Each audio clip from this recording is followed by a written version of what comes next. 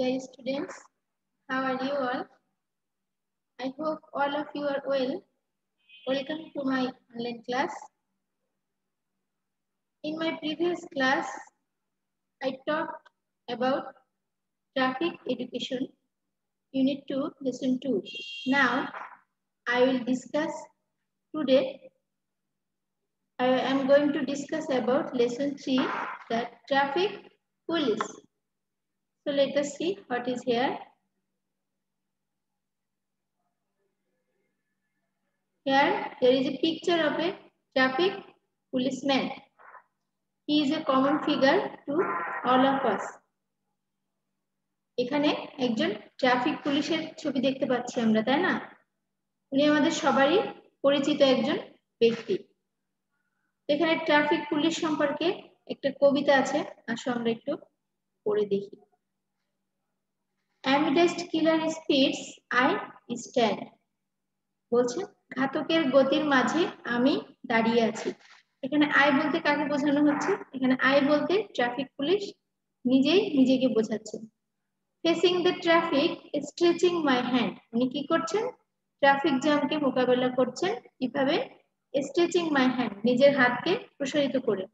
আমরা খেয়াল করে দেখব যে ট্রাফিক পুলিশ কখনো ডানে বা কখনো বাঁয়ে নিজের হাতটাকে প্রসারিত করে উনি ট্রাফিককে কন্ট্রোল করেন।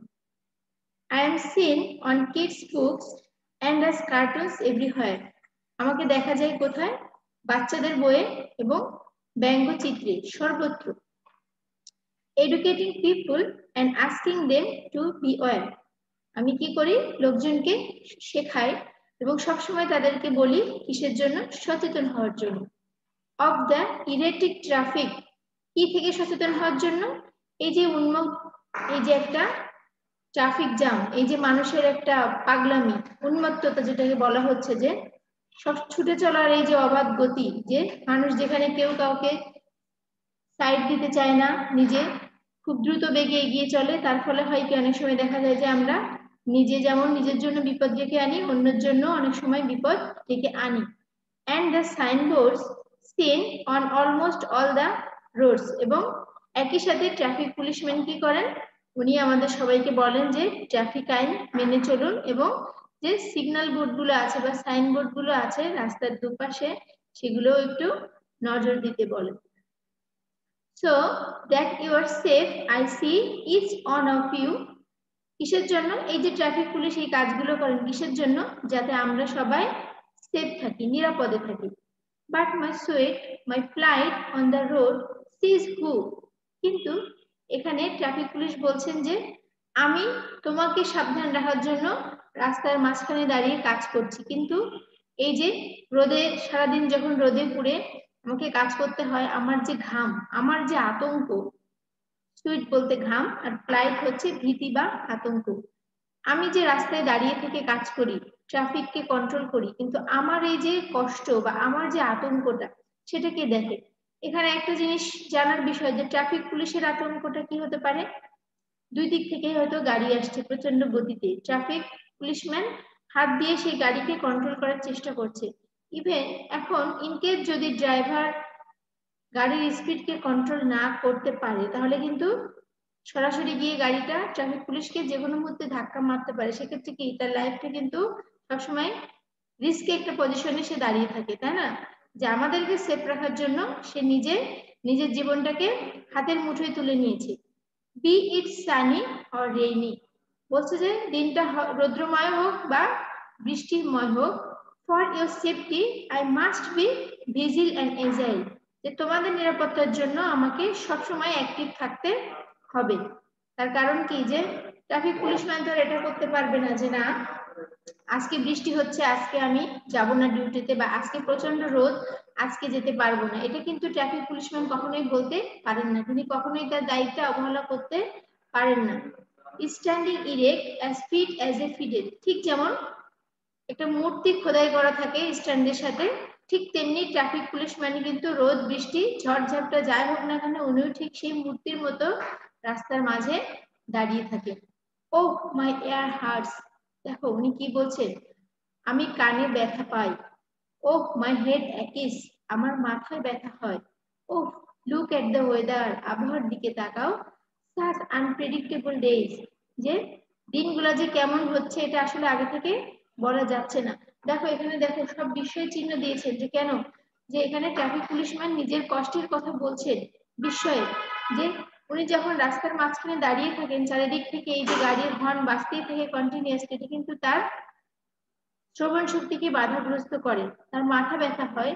এবং উনি বলছেন যে এই যে আবহাওয়া, কখনো হয়তো রোদ, কখনো প্রচন্ড বৃষ্টি, বলছেন যে এই সবকিছুর মাঝখানে সবকিছু টলারেট করেই কিন্তু আমাকে আমার ডিউটি পালন করতে হয়। বাট আই ক্যান নট সোয়ার, I must B on duty. কারণ যাই হোক না কেন উনি কখনোই ওনার দায়িত্ব থেকে উনি সরে যেতে পারবেন না। Eye care for your safety, কারণ তার একটাই কনসার্ন, ট্রাফিক পুলিশের একটাই মেজর কনসার্ন, সেটা হচ্ছে পাবলিক সেফটি। তিনি কখনো তার নিজের সেফটির কথা ভাবেন না, তিনি সবসময় পাবলিক সেফটি নিয়েই কাজ করেন।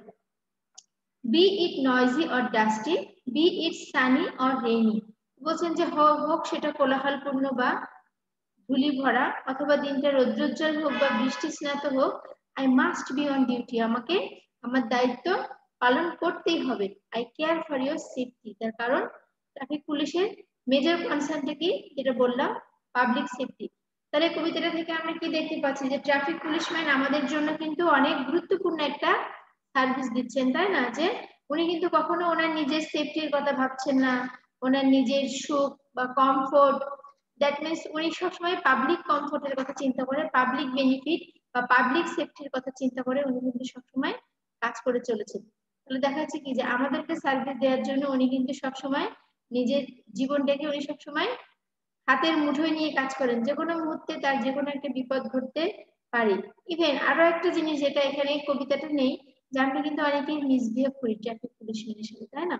যে হয়তো হয়তো উনি এপাশ আটকে রেখে ওপাশ ছেড়েছেন, এই পাশের যারা পথচারী আছেন বা যারা যানবাহন চালিয়ে যাচ্ছেন, তারা কিন্তু অনেক সময় তাকে গালিগালাজ করেন, যে কেন এই পাশ ছাড়ছেন না ওই পাশ ছাড়ছেন। আমরা কিন্তু ম্যাক্সিমামই মিসবিহেভ করি তার সাথে, কিন্তু অ্যাকচুয়ালি আমরা যদি তার পজিশনটা চিন্তা করি, তাহলে কিন্তু দেখা যাবে যে না, সে কিন্তু আসলে আমাদের সব থেকে ভালো একজন বন্ধু, যে যে আমাদের জীবনের নিরাপত্তার কথা চিন্তা করে নিজের জীবনকে হাতের মুঠোয় নিয়ে রাস্তার মাঝে দাঁড়িয়ে আছে। তাহলে আমরা বুঝতে পারছি যে একজন ট্রাফিক পুলিশম্যান আমাদের জন্য কতটা হেল্পফুল। এখানে কিছু কোশ্চেন আছে, তোমরা কোশ্চেন গুলা একটু খেয়াল করবে বাসায়। Who is the speaker in the poem, আমরা সবাই বুঝতে পারছি কে স্পিকার এই কবিতাটা, traffic policeman. What do the words killer speeds mean, এখানে কিলার স্পিড দ্যাট মিন্স ঘাতকের গতি বলতে কি বোঝানো হচ্ছে, কি বুঝছি আমরা কিলার স্পিড বলতে, যে অপোজিট ডিরেকশন থেকে যে ভেহিকলস গুলো আসছে সেটার যে স্পিডটা, যে কোনো মুহূর্তে কিন্তু সেই স্পিডি ভেহিকেলটা কি করতে পারে, ট্রাফিক পুলিশম্যানকে ধাক্কা দিতে পারে। দ্যাট মিন্স সে যে কোনো মুহূর্তে কিন্তু মৃত্যুর সম্মুখীন হতে পারে। What is your view of A traffic policeman, তাহলে এই কবিতাটা থেকে ট্রাফিক পুলিশম্যান সম্পর্কে তোমার যেটা আইডিয়া সেটা বলতে হবে এখানে। Why do his ear hurts, কেন তার কান ক্ষতিগ্রস্ত হয়, কারণ কি এই যে একটা নয়েজ পলিউশন, এটার জন্য কিন্তু তার শ্রবণ শক্তিটা বাধাপ্রাপ্ত হয়। হোয়াট ইজ আনপ্রেডিক্টেবল, কি আনপ্রেডিক্টেবল বলা হচ্ছে এখানে, বলা হয়েছে আনপ্রেডিক্টেবল ডেইজ, যে যে দিনগুলো আসতে চলেছে বা সামনে যে দিনটা আসছে, যে সময়টা আসছে, সেটাই unpredictable. What is the attitude of the speaker to the job he does, এখন এই যে স্পিকার দ্যাট মিনস ট্রাফিক পুলিশম্যানের তার নিজের কাজের প্রতি তার অ্যাটিটিউডটা কেমন, কি বলতে পারি আমরা, সে কি স্যাটিসফাইড না স্যাটিসফাইড না, কি বোঝা যাচ্ছে কবিতা থেকে, যে সে কিন্তু পুরোপুরি স্যাটিসফাইড না। তার কারণ কি, যে সে যতটা সার্ভিস আমাদেরকে দেয়, ঠিক তার আউটপুটটা কিন্তু সে তেমন পায় না। এখন তুমি যেমন সার্ভিস দেবা, ঠিক তেমন যদি তুমি আবার ফিডব্যাক না পাও, তাহলে কিন্তু তুমি কখনোই তোমার সার্ভিসে তুমি সন্তুষ্ট হবে না। তাহলে কবিতাটা তোমরা বাসায় আবার একটু অ্যানালাইসিস করবে, কবিতাটার থিমটা বের করার চেষ্টা করবে, কারণ পরীক্ষায় কিন্তু কবিতার থিম বা সামারি আসবে।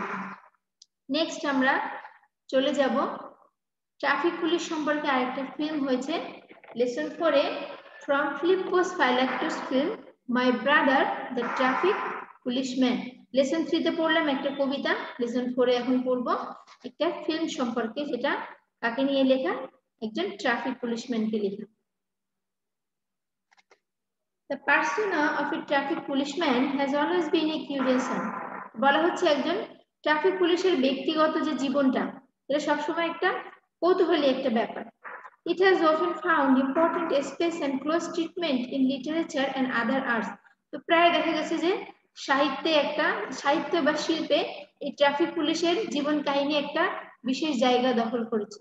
Besides the many poems about this fascinating character, there is at least one movie where the central character is a traffic policeman. তো বলা হচ্ছে যে বিভিন্ন কবিতায় ট্রাফিক পুলিশম্যানকে সেন্ট্রাল ফিগার করা হয়েছে, কিন্তু এর বাইরে অন্তত একটা সিনেমা হয়েছে যে সিনেমাতে মূল চরিত্রে আছে একজন ট্রাফিক পুলিশম্যান। In 1963 সালে Greek filmmaker Philippos Phylaktos made this film named My Brother the Traffic Policeman. তাহলে 1963 সালে একজন গ্রিক চলচ্চিত্র নির্মাতা ফিলিপ্পোস ফাইলাকটাস উনি প্রথম ট্রাফিক পুলিশকে নিয়ে একটি চলচ্চিত্র নির্মাণ করলেন যেটার নাম ছিল My Brother the Traffic Policeman. It featured a slightly manic traffic policeman, Antonis Patroklos, who is utterly devoted to service and duty. এবং এই চলচ্চিত্রে উনি যে ট্রাফিক পুলিশম্যানকে সেন্ট্রাল ফিগার হিসেবে দেখিয়েছেন তার নাম ছিল কি অ্যান্টনিস পিক্রোক্লস। যে কেমন ছিলেন, মানে তার কাজের প্রতি সে এতটাই নিমগ্ন ছিল যে কিছুটা ম্যানিয়াক বা মানে উন্মত্ত বলতে পারি আমরা, যে কাজ ছাড়া কিছুই বোঝে না, যেটাকে বলা হয় আর কি। and applies the traffic code with unyielding severity, এবং উনি খুব কঠোরভাবে ট্রাফিক আইনগুলো প্রয়োগ করতেন। Tickets rain down upon law breakers, in particular taxi drivers and especially Lampros, who happens to be in love with Patroklos' sister Fofo. এবং দেখা যাচ্ছে কি যে যেসব গাড়িগুলো তোমার ট্রাফিক আইন ব্রেক করতো তাদেরকে টিকিট ধরে দেওয়া, মানে কি জরিমানা আর কি। তো সেই জরিমানা করার ক্ষেত্রে উনি কিন্তু নিজের আত্মীয় বা ক্লোজ রিলেশনের কেউ হলেও তাকে কিন্তু উনি মাফ করতেন না। তার মানে ওনার কাছে আইনের প্রয়োগ সর্বত্র সমান ছিল। এখানে উদাহরণস্বরূপ বলা হয়েছে যে ল্যাম্প্রোসের কথা বলেছেন, যে কি ছিল, যে পিক্রোক্লোসের বোন ছিল এবং যার সাথে তার একটা অ্যাফেয়ার চলছিল। In his turn, the traffic policeman is in love with a businessman's daughter, Kiki. আবার এই ট্রাফিক পুলিশেরও একজন ব্যবসায়ীর কন্যার সাথে সম্পর্ক ছিল যার নাম ছিল কিকি, who is afraid to reveal her feelings to her father. এবং এই ফাদার কিকি কিন্তু তার বিজনেসম্যান বাবার কাছে তার এই ট্রাফিক পুলিশম্যানের প্রতি ইমোশনাল অ্যাটাচমেন্টটা স্বীকার করতে ভয় পেত। তার কারণ কি? Besides, Antonius has given lots of traffic tickets to a bus belonging to her father's company. তার কারণ কিকির বাবার যে ব্যবসা ছিল সেখানে কিকির বাবার অনেকগুলো পরিবহন ছিল যেগুলো নিয়ে উনি পণ্য আনা নেওয়া করতেন। তার অনেকগুলো গাড়িতে অলরেডি জরিমানার আওতাভুক্ত করেছে কে? অ্যান্টনিস। এখন এভাবে যদি ট্রাফিক পুলিশম্যান প্রতিনিয়ত জরিমানা করতে থাকেন তাহলে সেই বিজনেসম্যান বাবা কি তার মেয়েকে বিয়ে দিবেন ওই ছেলের সাথে? আশা করি না। For all these reasons, the road to marriage for both couples is long and strewn with obstacles, but the outcome is a happy one for everyone involved. তো এই জন্য দেখা যাচ্ছে যে এই যে অ্যান্টনিস এই যে ট্রাফিক আইনগুলো মেনে চলছেন, যার জন্য সে তার বিলাভেড কিকি তার বাবার কাছে প্রকাশ করতে সাহস পাচ্ছে না যে সে অ্যান্টনিসকে বিয়ে করবে। কিন্তু বলা হচ্ছে যে এর জন্য হয়তো তাদের বিয়েতে একটা প্রতিবন্ধকতা তৈরি হচ্ছে, যেটা হয়তো আসলেও কখনো এর যে প্রতিবন্ধকতা থেকে আসলে কখনো উনি বের হয়ে আসতে পারবেন কিনা শিওর না। কিন্তু বলা হচ্ছে কি যে এই প্রতিবন্ধকতা থেকেও কিন্তু একটা ভালো আউটপুট আমরা পাচ্ছি, যেটা যে উনি সবাইকে এই যে নিয়ম মানতে বাধ্য করছেন, তার ফলে হচ্ছে কি যে আমরা কিন্তু অনেক দুর্ঘটনা থেকে এড়াতে পারছি। যদি এমন হতো যে অ্যান্টনিস তার কিকির বাবার ক্ষেত্রে নিয়মটা শিথিল করতেন, যে তার গাড়িগুলো নিয়ম অমান্য করলে উনি কিছু বলবেন না, সেক্ষেত্রে হয়তো কি অ্যান্টনিস বা কিকি পার্সোনালি হ্যাপি হতেন, কিন্তু সেটা কিন্তু অন্যান্য পাবলিকের জন্য সেটা কি ক্ষতির কারণ হয়ে দাঁড়াতো। এই জন্য এখানে বলা হচ্ছে যে এক্ষেত্রে অ্যান্টনিস কি করেছেন, তার ব্যক্তিগত জীবনকে প্রাধান্য না দিয়ে উনি পাবলিক সেফটিকে বেশি প্রায়োরিটি দিয়েছেন, যার ফলে যে তাদের ব্যক্তিগত জীবনে একটু প্রবলেম ক্রিয়েট হলেও তার আউটপুটটা কিন্তু ছিল অন্যান্য সকলের জন্য ভালো। তার কারণ কি, এখানে উনি সবসময় তার সার্ভিসটাকে বেশি প্রাধান্য দিয়েছেন, যে উনি মনে করেন যে অ্যাজ এ ট্রাফিক পুলিশম্যান আমার যে ডিউটিটা করা উচিত সেটা হচ্ছে আমার সবসময় পাবলিক সেফটির বিষয়ে আমার মেজর কনসার্ন হওয়া উচিত পাবলিক সেফটি, সেখানে আমার পার্সোনাল লাইফটা বেশি প্রাধান্য পাবে না। তাহলে বোঝা যাচ্ছে কি যেখানে পাবলিকের জন্য উনি কিন্তু নিজের পার্সোনাল লাইফকেও অনেকাংশে স্যাক্রিফাইস করেছেন। উনি কিন্তু শিওর না যে আসলেও উনি ওনার বিলাভিডের সাথে ইউনাইটেড হইতে পারবেন কিনা, তারপরেও কিন্তু এখানে ওনার কোনো আফসোস বা কোনো ক্ষোভ আমরা দেখতে পাচ্ছি না। তার কারণ কি? তার কারণ যে তার মেইন কনসার্ন যেটা, ওনার মেইন টার্গেট যেটা পাবলিক সার্ভিস, সেটা কিন্তু উনি স্যাটিসফ্যাক্টরি ভাবে করে চলেছেন। এজন্য উনি নিজেও স্যাটিসফাইড। এজন্য ওনার মনে হয় না যে না আসলে যে উনি ওনার ভিতরে কোনো অপ্রাপ্তি আছে, কারণ উনি যেটা করতে চেয়েছেন বা করতে চান সেটা কিন্তু উনি অনেক সুন্দরভাবে করতে পারছেন। তাহলে আমরা দেখতে পাচ্ছি কি যে ট্রাফিক পুলিশম্যান আসলে সে যদি তার পার্সোনাল লাইফের চেয়ে পাবলিক লাইফটাকে বেশি গুরুত্ব দেয়, তাহলে দেখা যাবে যে পাবলিকরা কিন্তু আরো অনেক সেফলি এবং স্মুথলি রাস্তা দিয়ে চলাফেরা করতে পারবে এবং আমরা ইজিলি কিন্তু অনেক অ্যাক্সিডেন্ট গুলো অ্যাভয়েড করতে পারবো।